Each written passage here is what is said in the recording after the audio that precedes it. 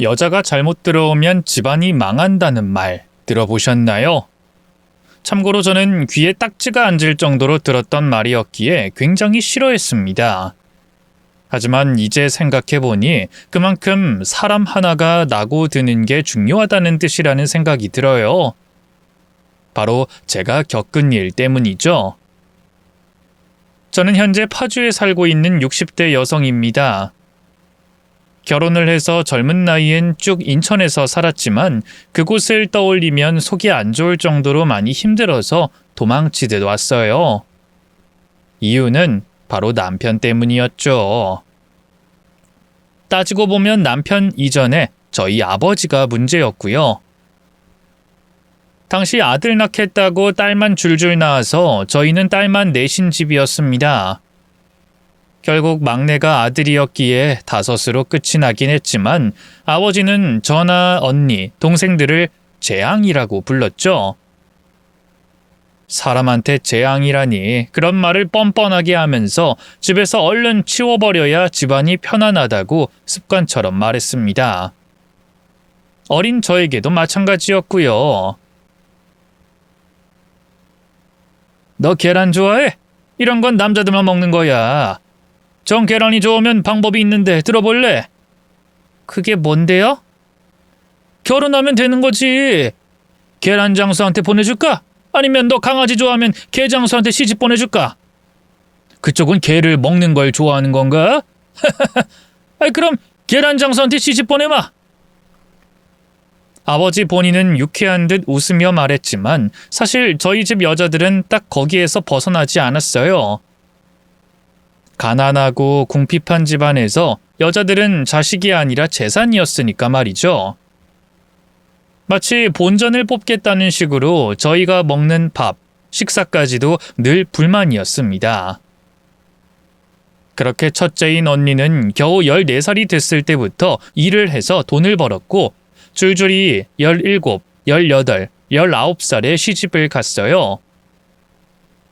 그래도 그때까지는 나름 나이 비슷하고 집안도 비슷한 그런 집과 결혼을 시켰죠.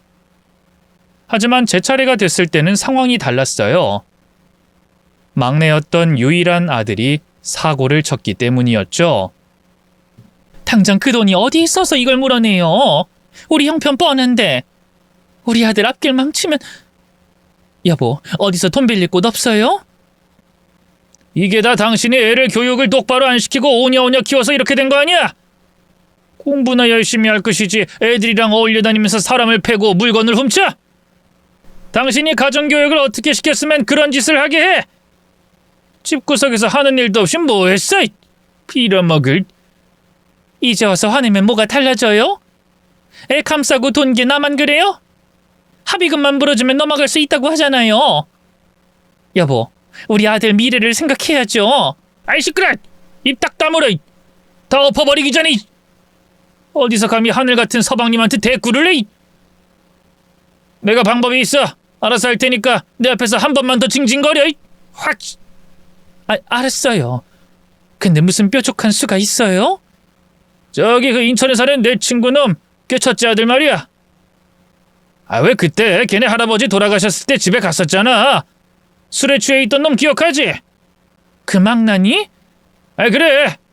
걔랑 결혼시키면 어떨까 싶어. 그 집에 돈이 좀 있거든. 이야기 잘해보면 될 것 같은데. 근데 결혼했다고 하지 않았어요? 애를 못 낳아서 이혼한 모양이더라고. 딸린 애도 없고 직업 확실하겠다. 오히려 좋지. 아무리 그래도 나이 차이가 나는데 우리 딸이랑 12살 차이라고요. 예전엔 그것보다 더 심했어. 그 정도면 감지덕지지. 당신 쓸데없이 반대하고 어쩌고 하지 마. 우리 아들이 인생이 달린 일이야. 그 정도는 누나가 돼서 해줄 수 있지. 어차피 그놈이 그놈이야. 가서 아들 하나 낳아서 예쁨 받고 살면 그게 여자 복이지. 별거 있어? 그런 이야기가 오가고 있을 때 저는 잠을 자는 척 눈을 꼭 감고 있었습니다. 그러면서도 눈물을 참으려고 작은 몸을 떨었었죠.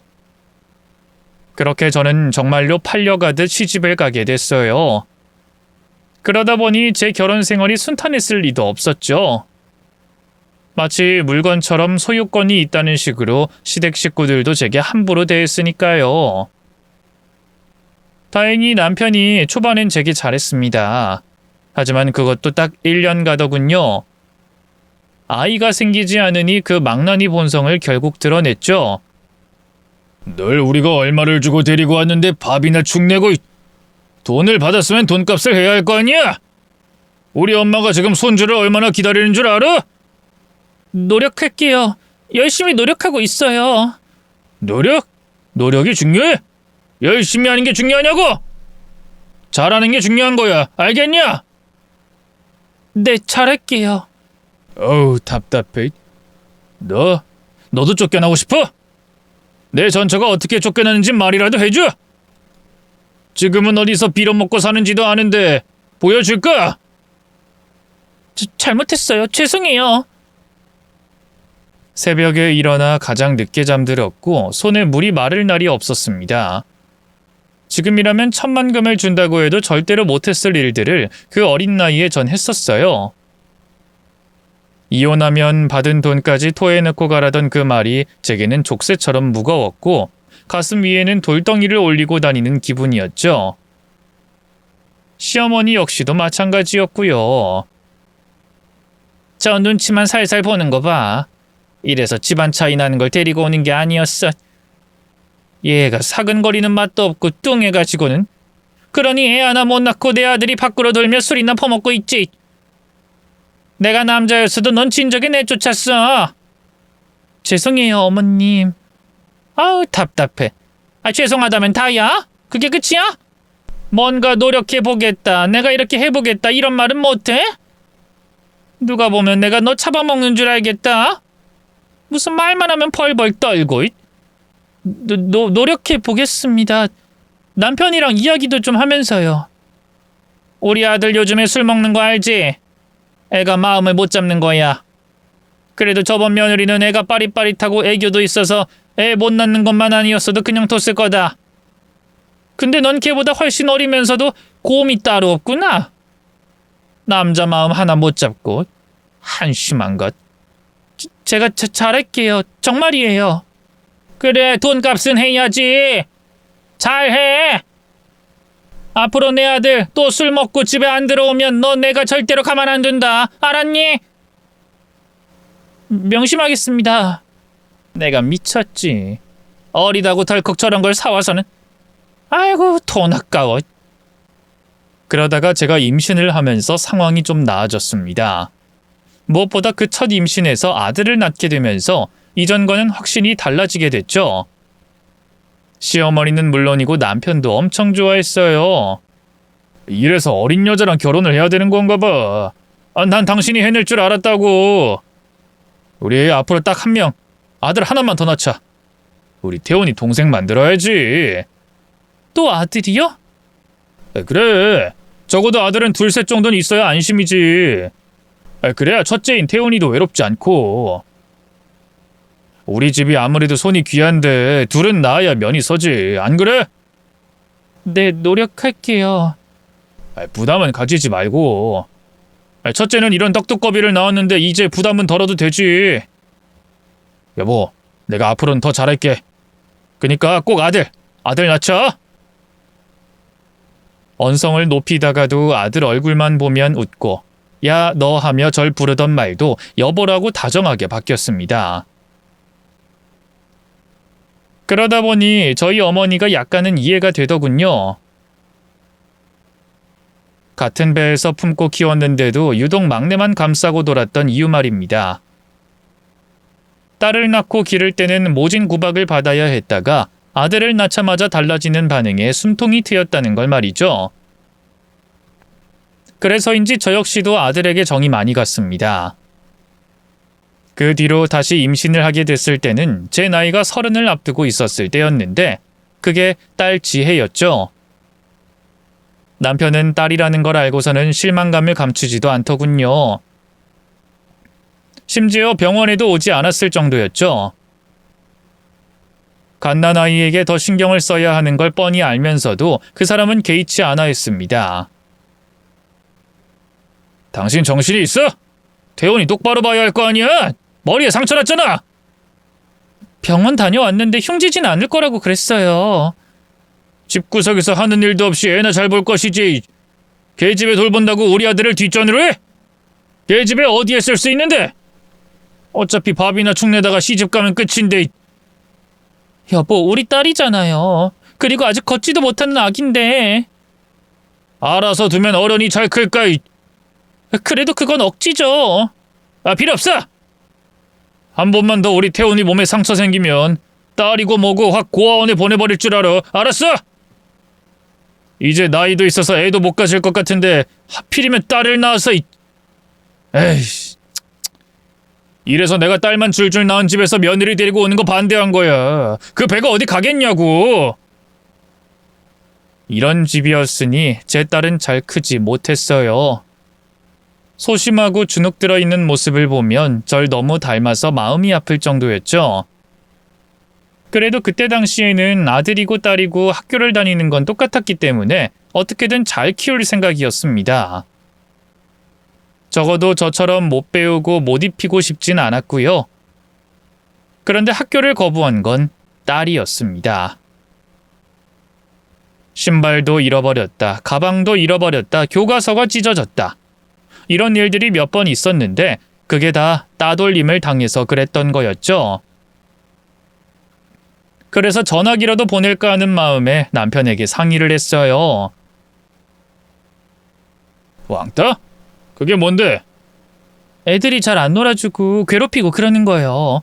요즘 뉴스에서도 나오는데. 내가 당신처럼 한가하게 텔레비전이나 보고 있는 사람이야? 그래서 뭐 전학 보낸다고? 네. 여기서 좀 멀긴 하지만 그래도 버스 타고 다닐 수 있는 거리니까요. 괜찮죠? 별것도 아닌 걸로 무슨 돈을 들여?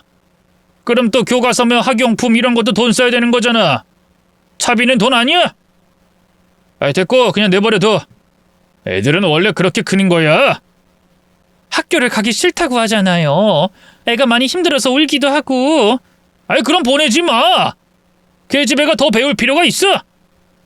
지금은 그래도 정규 교육이니 뭐니 하지만 예전엔 그런 거 없이도 잘만 살았어. 뭐하러 유난을 떨어? 요즘 아줌마들 치맛바람이니 뭐니 하더니 당신도 딱 그 꼴 나고 싶어서 그래? 그리고 막말로 지가 원인을 제공했으니까 따돌림을 당하겠지. 다 이유가 있어. 여보, 요즘엔 누가 학교를 안 가요? 시대가 예전이랑 같아요? 그리고 따돌림의 이유라니 그런 게 어딨어요? 딸이 괴롭힘을 당한다는데 당신은 아무렇지도 않아요? 애들이 장난 좀 치는 걸로 유난 떠는 거 아니고? 성격은 꼭 너랑 똑같아서 눈치나 살살 살피다가 그렇게 됐겠지. 친구들한테 먼저 다가가고 그러면 되잖아. 태연이도 별 문제도 없이 잘만 다니는데 유별나게 전학은 무슨. 여보! 이게 미쳤나? 어디서 언성을 높여? 요즘 내가 좀 풀어주니까 살판 났지? 그래, 내가 직접 하지. 지 어딨어. 내가 제대로 교육시켜서 아주 학교 안 간다는 소리 못하게 해줄 테니까. 배가 쳐 불러가지고. 적어도 그 시대를 살아보셨던 분들은 아실 겁니다. 10년, 20년 사이에 너무나 급격하게 많은 것들이 바뀌었으니까요. 그땐 아이들이 학원을 다니는 것도 당연해졌고 교육열도 높아지고 있었던 시기였습니다. 그런데도 저희 남편은 오로지 자신이 살았던 그때에 멈춰 있는 것 같았어요. 아무래도 저와도 12살이나 차이가 났으니 더욱 심했던 것 같았죠. 결국 그날 제 딸을 엄청나게 때렸습니다. 그리곤 아들에게 용돈을 주는 모습을 보면서 그때 이혼을 결심하게 됐어요. 가부장적인 남편과 차별, 이런 환경에서 제 딸도 저처럼 클 것 같아서 도저히 참을 수가 없었으니까 말입니다. 이혼 조건은 의외로 간단했어요. 아들을 놓고 가는 거였죠. 엄마, 나도 데려가. 엄마, 지혜만 데리고 가는 게 어딨어. 넌 여기서도 잘 클 거야. 아빠가 너한텐 잘하잖니. 그리고 엄마랑 같이 가면 너 고생해. 그냥 이혼 안 하면 되잖아. 왜 잘 살다가 그래? 그냥 하지 말라고. 내 엄마잖아. 무슨 엄마가 자식을 버려? 아빠 말처럼 딴 살림 차리려고 그러는 거야? 그런 거 아니야. 엄마가 정말 미안해. 근데 지혜는 네 동생이야. 그러니까 오빠인 태훈이가 이해를 좀 해줘. 알았니? 아들을 두고 가는 것은 제겐 너무나 힘든 일이었습니다. 그럼에도 아들을 두고 가는 게 그 아이를 위한 일이라고 생각하긴 했어요. 당장 일자리를 구하는 것부터가 막막했던 저와는 달리 시댁은 형편이 어렵지 않았기 때문이었죠. 거기다 당시 아들은 학원만 2개를 다니고 있었고 친구들과도 사이가 좋았습니다.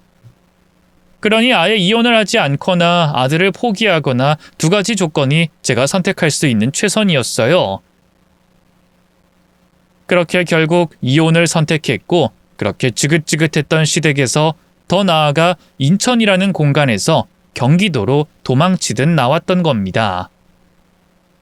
문제는 그곳에서 나온다고 해서 상황이 나아지진 않았다는 거였어요. 엄마, 나 학교 그만둘래. 그냥 검정고시 보는 게 좋을 것 같아. 뭐? 전학 간 지 얼마나 됐다고? 몰라. 엄마는 아무것도 모르잖아. 그냥 좀 해달라면 해줘. 오빠가 이렇게 말했으면 당장 들어줬을 거잖아. 왜 나한텐 이렇게 억지로 가래? 엄마가 언제 억지로 가라고 했다는 거야? 전학을 2번이나 갔잖아. 근데 갑자기 또 그만둔다고 하니까 엄만 속이 상해서 그렇지. 왜? 친구들이 또 괴롭혀? 친구 없어. 아무도 나랑 어울려주지 않아. 혼자 급식도 먹어야 한다고. 딸, 그럼 네가 조금만 마음을 열고. 내가 안 해봤겠어? 모르겠고 내일부터 안 나갈 거야. 어디서부터 뭐가 잘못됐는지도 모르겠더군요. 다른 사람들은 열심히 살면 자식들도 잘 자라던데 전 그러지 못했습니다. 딸이라도 저처럼 살게 하기 싫어서 잘 키우려고 했지만 그것조차 제겐 어려운 일이었고요. 정말로 완벽한 엄마가 되기 위해서 노력도 했습니다. 없는 형편이었지만 학원도 보냈고 사달라는 것도 사줬어요. 짜증도 받아줬고 뭐든 딸을 중심으로 생각하려고 했죠. 하지만 제 방법이 틀렸다는 걸 증명이라도 하듯이 딸은 절 거부하더군요. 이게 다 엄마 때문이잖아. 내가 아빠한테 맞을 때 엄만 뭐 했어? 엄마가 미안해. 그땐 엄마가 너무 힘이 없어서. 엄마가 빨리 이혼했다면 아니면 아예 나를 낳지 않았으면 됐잖아. 사실 엄마도 똑같아. 아빠만 욕할 게 아니라고. 엄마도 솔직히 오빠가 더 좋았잖아. 그럼 오빠를 데리고 오지 그랬어? 왜 날 데리고 왔냐고? 엄마는 널 위해서. 정말로 앞으로는 그런 실수 안 하고 살 거야. 정말이야. 됐어. 필요 없어. 애초에 난 태어난 순간부터 차별받았고 주눅 들어서 살았으니까. 그니까 앞으로 내가 뭘 할 건지 묻지 마. 강요도 하지 마. 엄마랑 이야기를 좀 더 해보면 안 될까? 지혜야, 엄마가 많은 걸 바라는 게 아니야. 그게 바라는 거야. 이야기하는 것도 바라는 거라고. 앞으로 내 방에 들어오지 마. 그러다가 나중엔 아예 방문을 걸어 잠그고 밖으로 나오지도 않았습니다. 그런데 하필 그 무렵에 아들이 저에게 오게 됐죠. 이혼하고 딱 6년 만의 재회였습니다. 남편이 심장마비로 죽고 시어머니는 당신 딸이 살던 미국으로 넘어가게 되면서 아들만 홀로 남겨졌기 때문이었죠. 그런데 아들과 드디어 함께 살겠다는 기쁨은 하루 만에 깨지고 말았습니다. 6년간 무슨 일이 있었는진 모르지만 마치 붕어빵 틀로 찍어놓은 것처럼 남편과 닮아 있었거든요. 반찬이 이게 뭐야? 이걸 사람이 먹고 살라는 거야? 내가 말했잖아. 이런 나물 싫다고. 고기 없어? 불고기라든가 돈가스 같은 거 없냐고. 엄마가 바빠서 장을 못 봤어. 그래서 그래. 일단 이거 먹고 내일 엄마가 해줄게. 무슨 엄마가 이래? 하긴 그러니까 날 버리고 갔겠지. 그럼 잘 살든가. 이게 뭐야? 거지 같은 집에 동생이라고는 하나 있는 건 방문 걸어 잠그고 나올 생각도 없고. 엄마 매일 나가서 돈만 벌고 집안 꼬라진 개판이고 이게 엄마가 집 나가서 이룬 것들인가 봐? 태훈아, 엄마는... 됐어! 잔소리할 생각하지 마. 당장 반찬도 새로 하고 물도 좀 줘. 이런 상황이니 딸과 아들의 사이는 더욱 나빴습니다. 딸이 방에서 거의 나오진 않았지만 마주치기라도 하는 날에는 집이 떠나가듯이 싸움을 했죠. 야, 나온 김에 라면이라도 좀 끓여. 계란도 하나 풀고. 그 전에 냄새나는 손은 좀 씻어라. 더러워서 비위 상하려고 하니까. 너가 해. 왜 나한테 시키는데? 이게 미쳤나? 오빠가 동생한테 시키는 게 뭐? 그리고 넌 여자잖아. 남자 여자가 왜 나와? 먹고 싶은 사람이 차려 먹는 거야. 넌 손도 없어? 매번 엄마 시키고 손 하나 까딱 안 하고 화장실도 더럽게 쓰고. 그러는 넌 뭐해? 음흉하고 음침하게 방구석에서 컴퓨터만 하는 주제에 쪽팔려서 너 같은 동생 있다고 하기도 싫어, 알아? 나도 마찬가지야. 그리고 내가 누구 때문에 이렇게 됐는데? 지금 나 때문이라고 하는 거? 진짜 어이가 없네. 야, 친구 없는 게 내 탓이야? 남 탓만 하면서 그렇게 살면 좋냐? 까놓고 말해서 너 그냥 공부 못하고 멍청해서 밖에 나가기 무서운 거 아니야? 그깟 따돌림 좀 당했다고 아직까지도 방구석에 처박혀서. 그러면서도 먹는 건 엄청 먹어서 살이나 뒤룩뒤룩 쪄서는. 방문 열면 똥냄새 난다. 지금 말 다 했어? 네가 뭔데? 너 아니고 오빠! 말은 다 안 했어. 애초에 엄마 시키는 건 너도 똑같아. 방구석에서 식사도 대접해야 하고 한 번 치운 적도 없으면서. 예전 같았으면 넌 아빠한테 맞아 죽었어. 그래, 그래서 나왔어. 너랑 아빠 싫어서 맞아 죽을까봐. 근데 왜 거머리처럼 여길 따라와? 대학교 기숙사 있잖아. 나가! 나도 너랑 같은 공간에서 숨쉬기 싫으니까. 싫은데? 엄마가 너만 데리고 나갔잖아. 난 버렸고. 나도 엄마한테 자식인데 자식 노릇은 해야 될 거 아니야. 자식 노릇 좋아하시네. 엄마 부려먹는 게 자식 노릇이야? 매번 용돈이나 뜯어가서 술 먹고 해장국 해달라는 게 자식이야? 지도 공부 못해서 대학도 성적 맞춰서 간 주제. 그래, 자식이지. 날 버리고 간 대가라고 생각하니까. 그러는 넌 대학은 갔고? 실제로 제 아들과 딸은 물건까지 집어던지면서 싸우기도 했고 어떤 때는 몸싸움까지 했을 정도였죠. 어쩌면 그때가 시집살이로 고통받았을 때보다 더 힘들었던 것 같습니다. 딸은 어린 시절 차별받았던 상처가 있었고 아들은 자신을 버리고 간 저에 대한 원망이 있었죠. 그러다 보니 두 사람은 물과 기름처럼 좀처럼 섞이지 못했습니다. 또한 불행은 거기서 끝은 아니었죠. 딸은 검정고시로 고등학교를 졸업하긴 했지만 집 밖으로 나오진 않았어요. 저나 오빠가 잠들거나 없는 시간에만 조심스럽게 움직였고 방은 돼지우리처럼 더러웠죠. 햄버거나 피자, 라면 같은 음식을 좋아했기 때문에 살도 찌고 건강도 급속도로 망가져갔습니다. 살을 좀 빼거나 운동을 다녀보라고 하면 발작하듯 성질을 냈고요. 아들도 상황은 크게 다르진 않았어요. 대신 딸과는 반대로 밖에 돌아다니며 막 살았습니다. 술을 매일 먹고 질이 안 좋은 친구들과 어울렸으며 취업엔 관심이 전혀 없었죠. 카드를 발급해서 돌려막기로 쓰다가 신용불량자가 될 뻔하기도 했고요. 그땐 모든 게 제 탓이라고 생각했습니다. 차라리 빨리 이혼을 했더라면, 아니면 그냥 참고 이혼하지 말걸 하는 후회를 했었죠.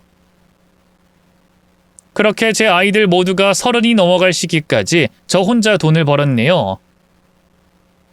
솔직히 그대로 평생 살 것 같아서 얼른 죽길 바란 적도 있었습니다. 그런데 어느 순간부터 천천히 아들이 달라지기 시작했죠. 야, 나와! 밖에 나오라고! 아님 방문 부셔버린다. 아, 왜 또 시비야? 오빠가 뭔데? 딸이 나와서 소리를 지르자 전 순간 긴장했는데 아들은 딸에게 뭔가를 주더군요. 받아, 용돈이야. 뭐? 갑자기 무슨 용돈? 오빠가 나한테 이걸 왜 주는데? 아, 첫 월급이야.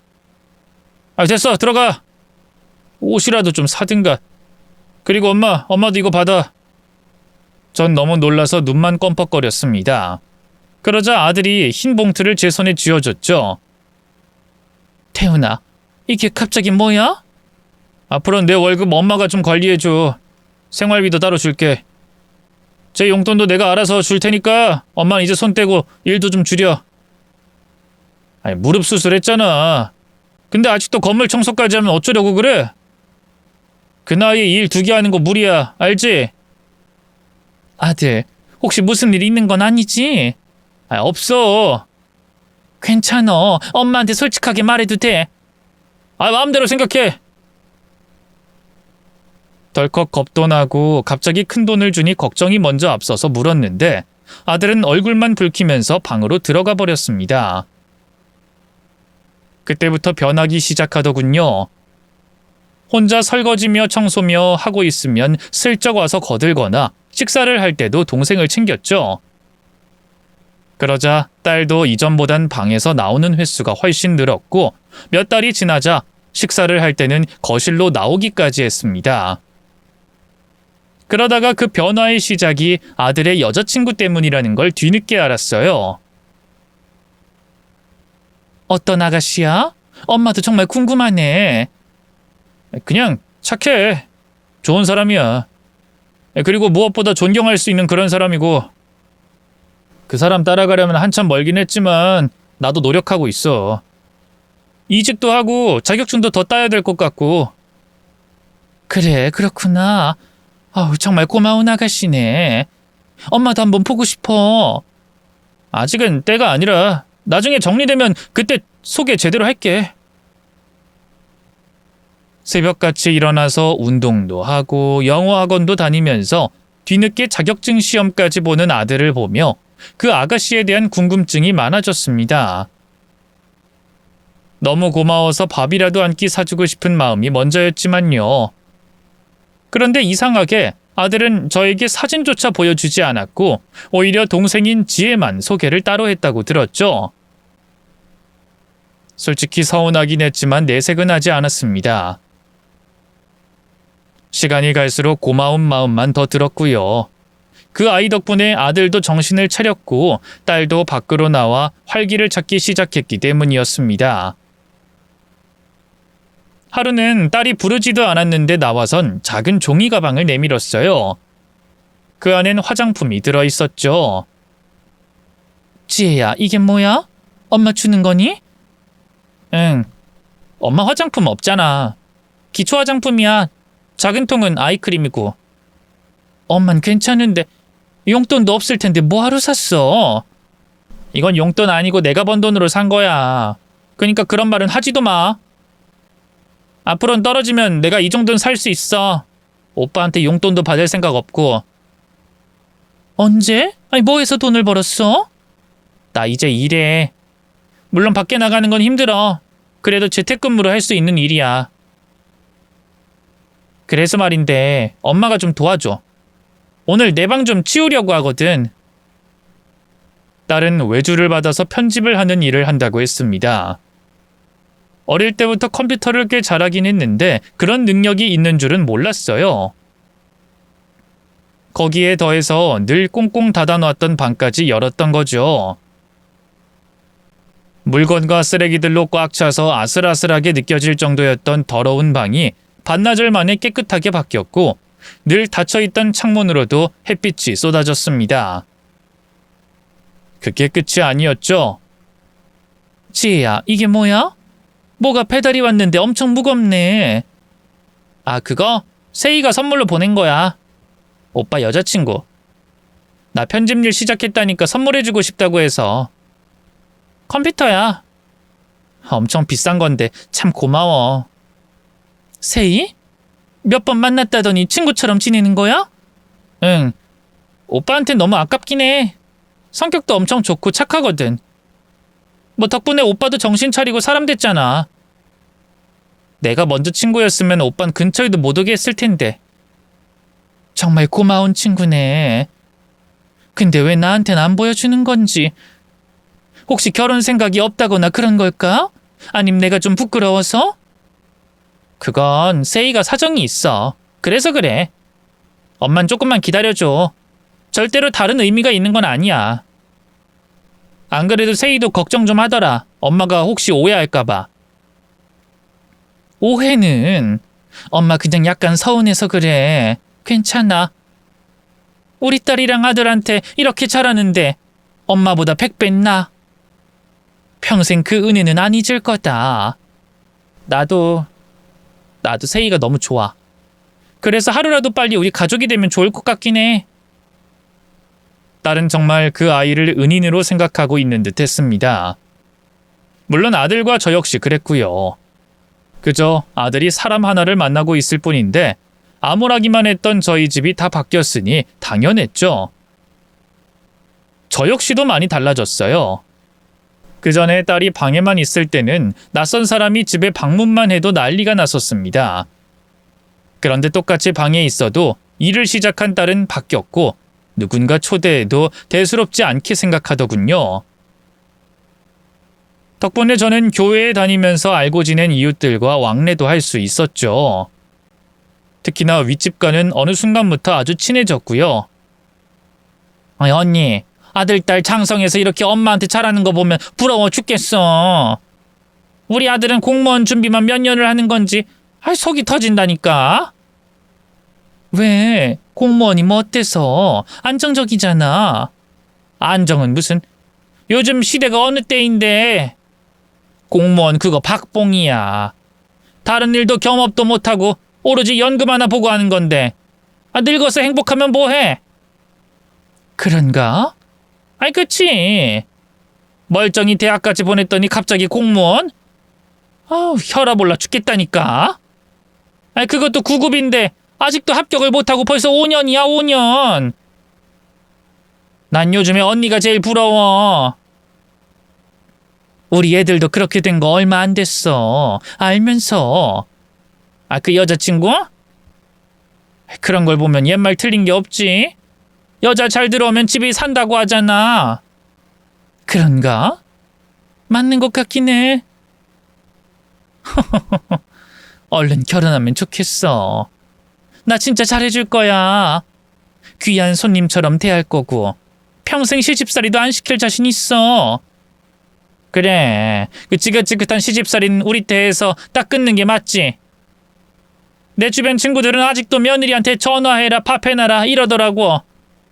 자기들도 겪어봤으면 하질 말아야지. 그나저나 나도 궁금하다. 어떤 아가씨인지. 우리 아들도 그런 사람 잡으면 정신을 좀 차릴 텐데 말이야. 다음에 오면 슬쩍 보던가.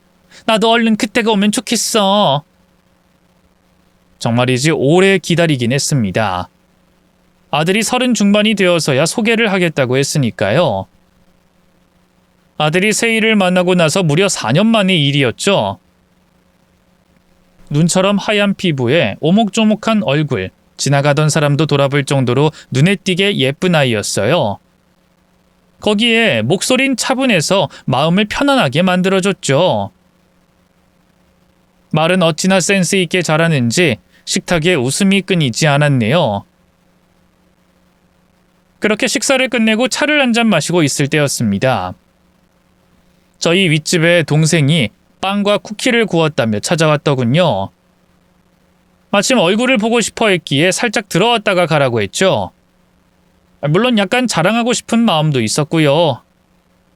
그런데 가볍게 인사를 나누던 두 사람의 표정이 이상해졌습니다. 이내 윗집 동생은 고개를 갸웃하더니 저를 보며 물었죠. 언니, 이 아가씨가 예비 신부가 맞아? 그 여자친구? 응, 세이. 진짜 예쁘지? 왜? 아니, 이건 아니지. 이게 말이 되나? 뭐? 무슨 말이야? 알아듣게 설명해야지. 어디서 본 적 있어? 제가 물었지만 윗집 동생은 예비 며느리인 세희를 노려보고 있었어요. 네가 왜 여기 있어? 너 나 알지? 나 본 적 있잖아. 언니, 얘 다른 집 며느리야. 아니 그게 무슨 말도 안 되는 소리야. 다른 집 며느리라니. 너 뭐 착각하는 거 아니야? 내가 기억력이 얼마나 좋은데. 맞지 아가씨? 고개 숙이지 말고 말을 해봐. 이거 봐. 자꾸 눈 피하는 게 딱 맞네. 오 사장님 댁 며느리 맞잖아. 렌터카 사업 크게 하는 그 집 며느리. 당연히 저는 어이가 없어서 웃었는데 집안 가득 무거운 분위기가 깔렸습니다.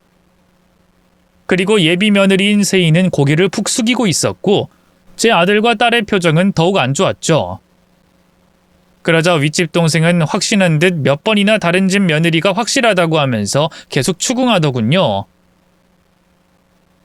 세희는 대답은 하지 않았지만 대신 그 자리에서 일어나 도망치듯 나갔습니다. 그래서 전 바로 따라 나가서 그 아이의 팔목을 잡았어요. 아니지? 세희야, 네가 다른 집 며느리라니 착각한 거 맞지? 혹시 쌍둥이가 있거나 그래? 죄송해요 어머님. 저분 말씀이 맞아요. 제 손을 놓고는 뒤돌아서는데 전 그 자리에서 주저앉아 버렸습니다. 아들은 바로 뒤를 따라 나갔고 딸도 마찬가지였죠.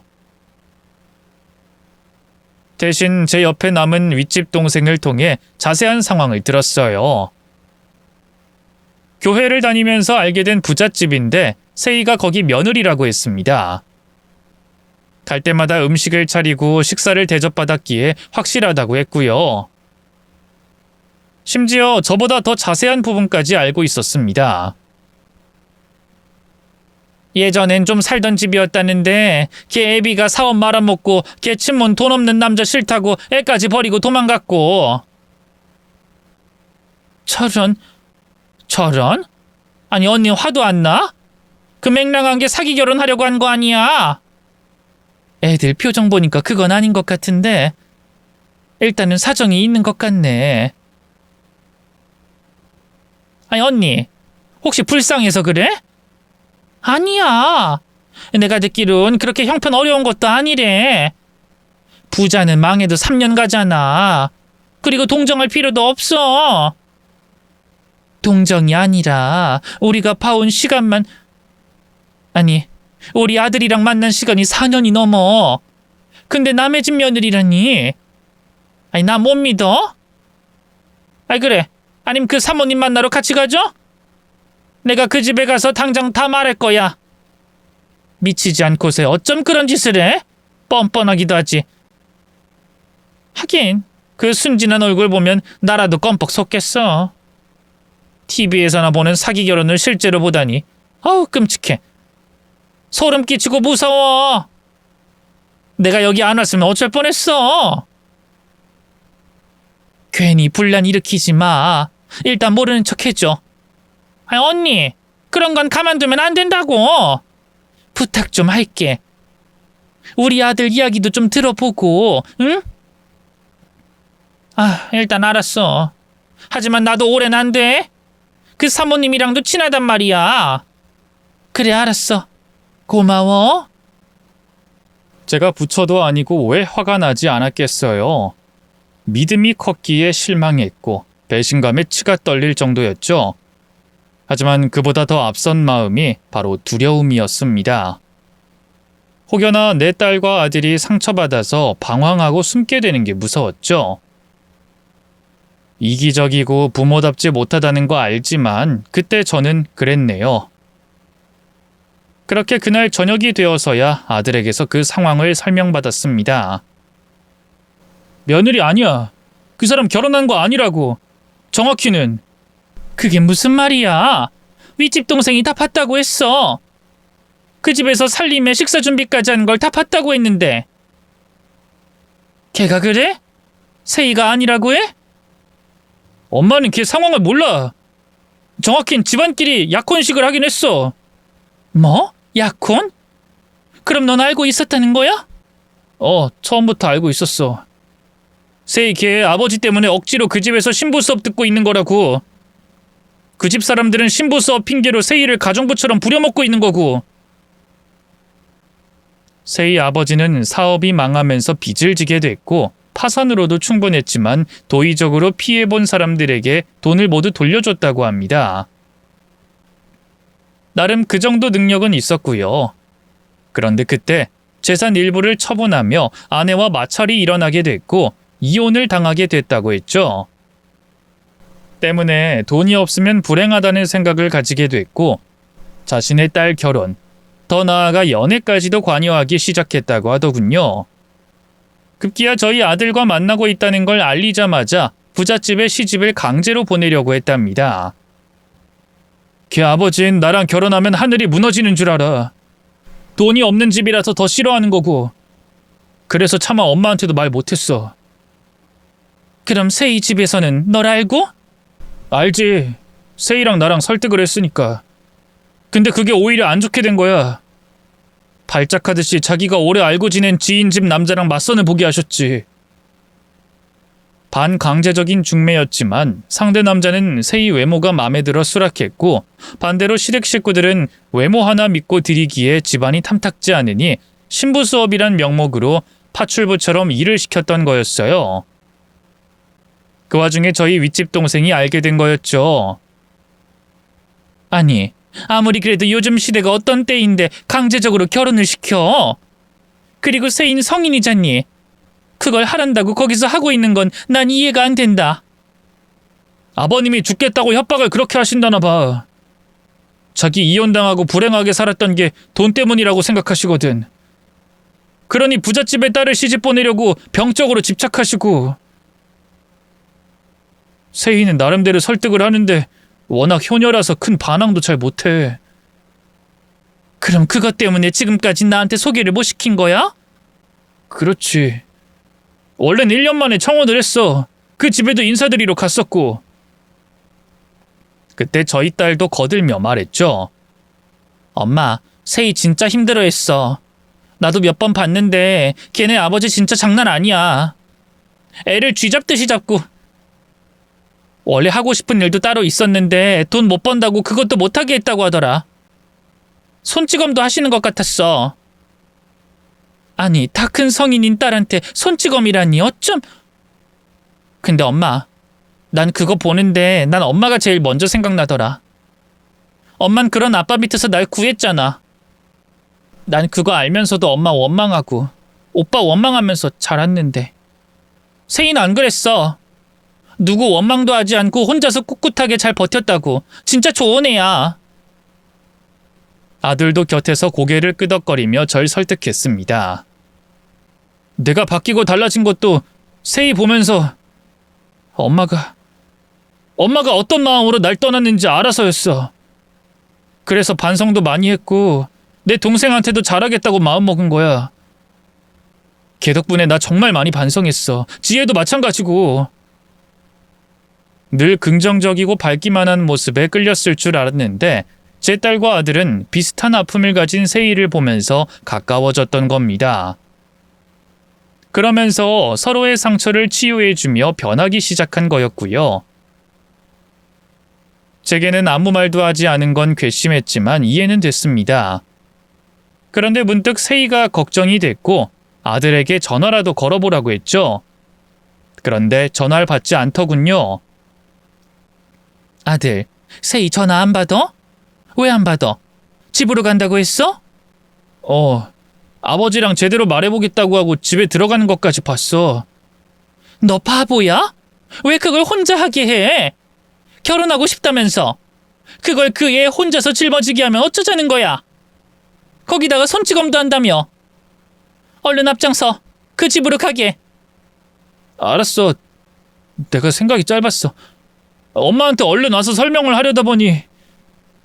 옷도 대충 입고 서둘러서 밖으로 나가고 있는데 현관문 앞에 서 있던 세희와 눈이 마주쳤습니다. 퉁퉁 부은 눈과 한쪽 입가는 터졌는지 피가 고여 딱지가 앉아 있었고 한쪽 머리카락은 귀 밑까지 잘려 있었죠. 두려움이 가득 떠오른 그 눈빛으로 제 눈치를 보고 있는 게 보였고 저는 그런 아이를 말없이 꼭 안아줬습니다. 그러자 아이처럼 울더군요. 딸과 아들도 모두 함께 세이를 달래줬죠.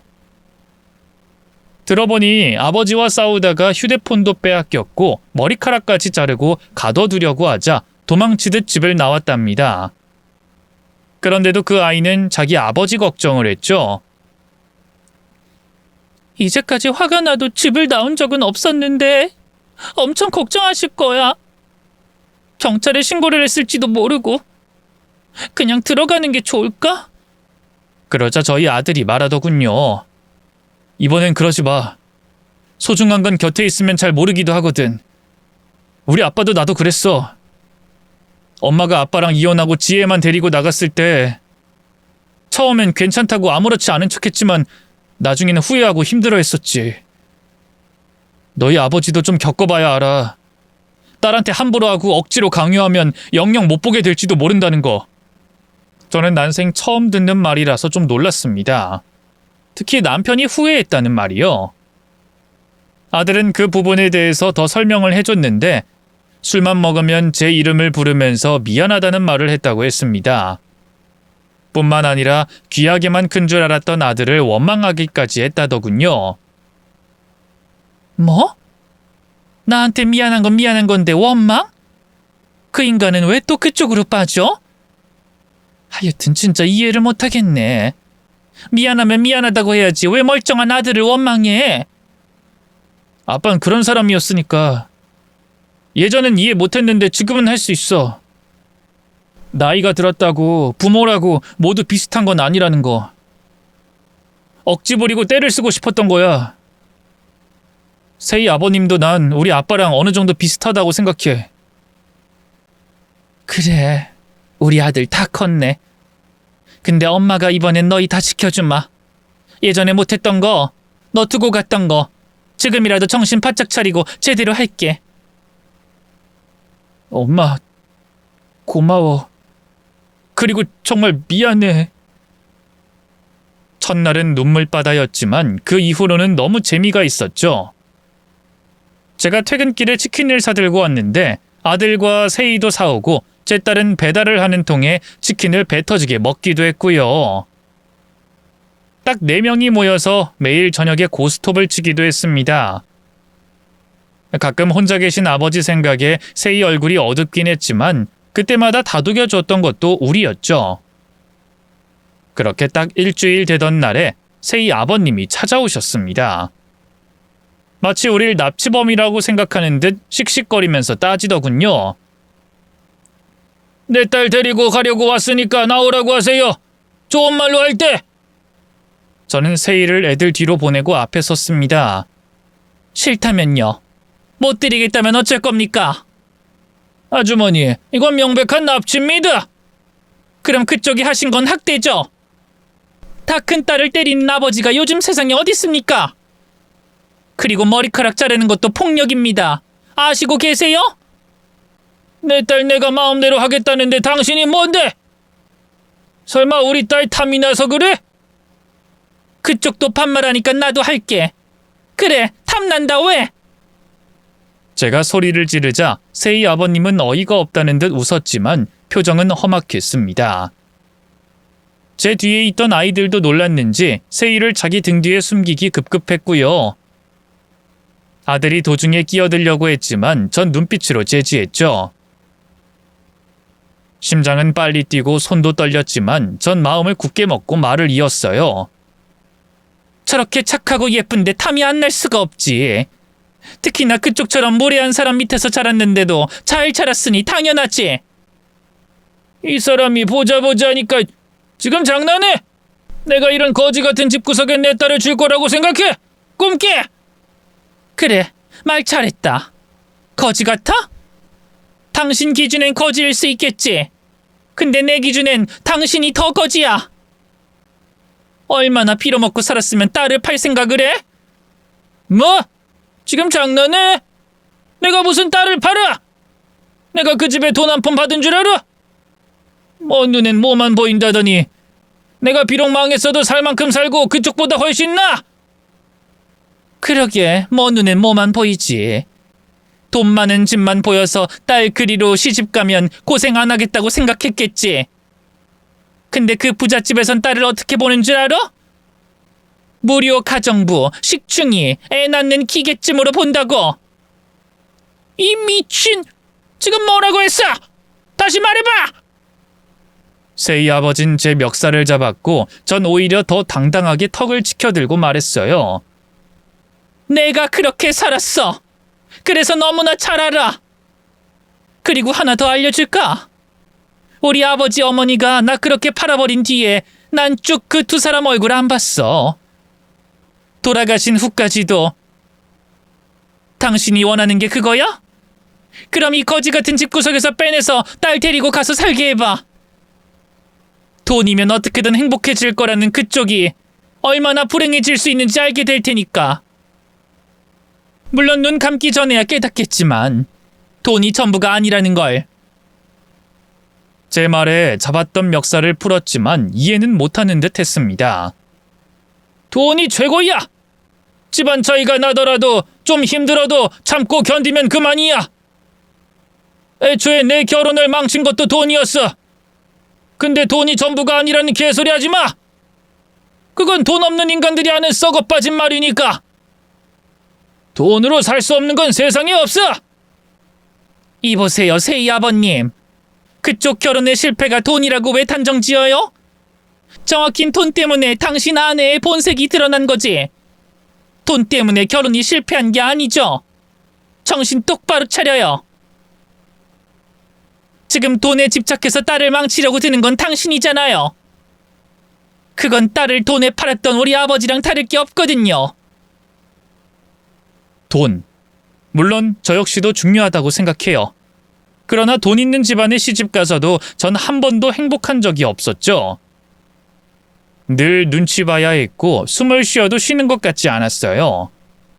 오히려 그 집에서 나와서 남의 집 일하고 건물 청소하면서 지쳐 숨을 몰아쉬던 순간이 오히려 사람 사는 것 같았습니다. 설령 세희가 제 아들이 결혼하고 싶은 상대가 아니었다고 해도 전 세희가 저처럼 살길 바라진 않았어요. 그 누구라고 해도 말리고 싶었죠. 다행히 세희 아버님은 그냥 돌아갔어요. 세희는 많이 힘들어했지만 우리 가족들이 있었기에 가끔은 웃고 조금은 힘들어하면서 잘 버텼습니다. 그러다가 그 한 달 뒤인 저녁 무렵에 저희 집에 과일 바구니 하나를 들고 찾아오셨죠.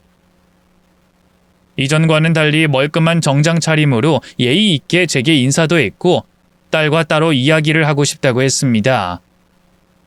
근데 하필이면 그때 저희가 모여서 삼겹살을 굽고 있을 때였어요. 식탁에 신문지를 깔고 벽에도 덕지덕지 비닐을 붙이고 있었죠. 어색한 분위기도 그렇고 타이밍이 이상해서 할 말도 제대로 못하고 앉아만 있기에 결국 제가 그 두 사람을 식탁에 앉혀 식사를 먼저 하라고 했습니다. 한참 깨작거리며 식사를 하고 있는데 세희가 먼저 제게 쌈을 싸 입에 넣어주더군요. 갈치 속젓에 고기 2점, 마늘 하나, 청양고추 좀 넣었어요. 오, 어울리네.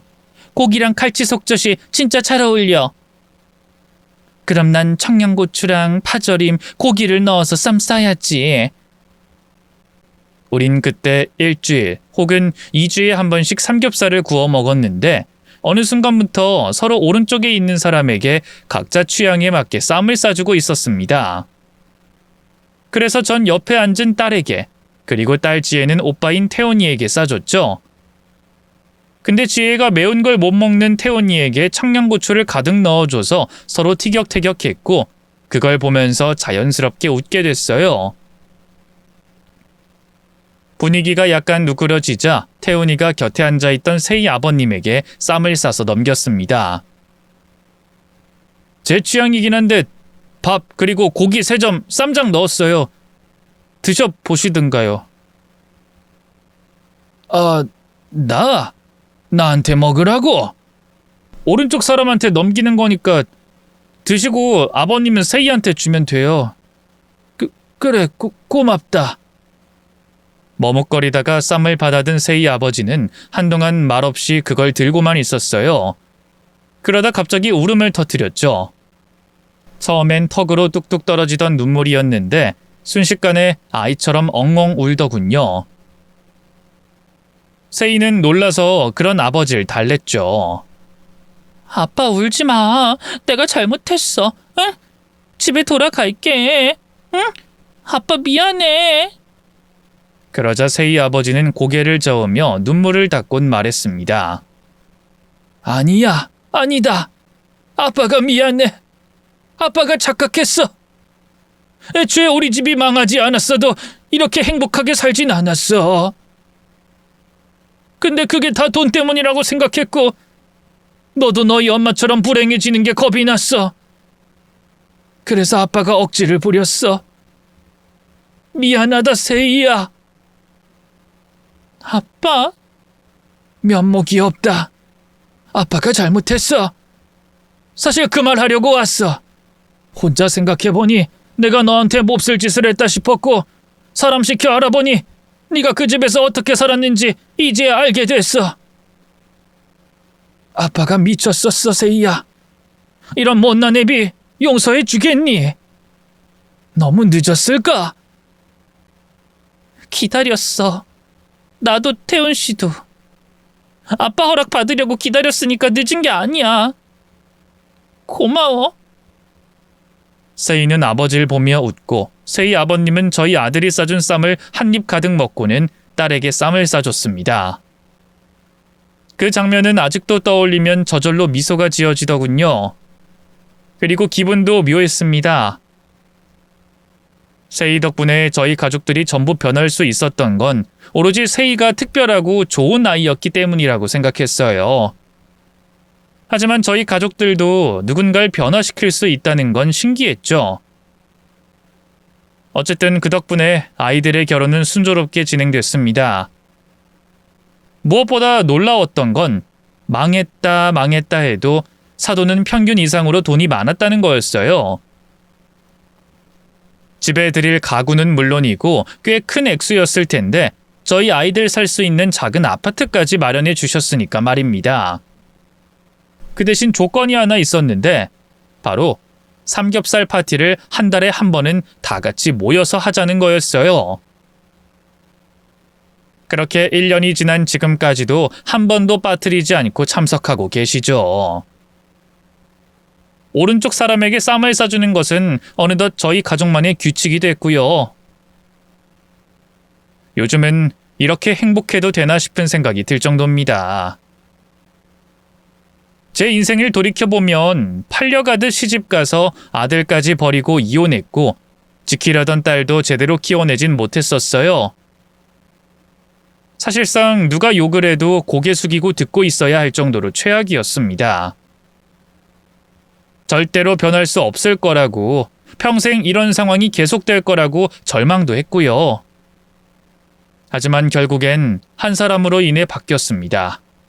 또 바뀐 우리 가족 역시 누군가를 바꿨고요. 저는 이게 기적 같습니다. 그리고 앞으로는 이 기적이 더 이어질 수 있도록 노력하려고요. 비록 처음부터 완벽한 엄마가 되진 못했어도 앞으로도 좋은 엄마는 얼마든지 될 수는 있으니까 말이죠. 끝으로 긴 이야기 함께 해주셔서 너무 감사드립니다.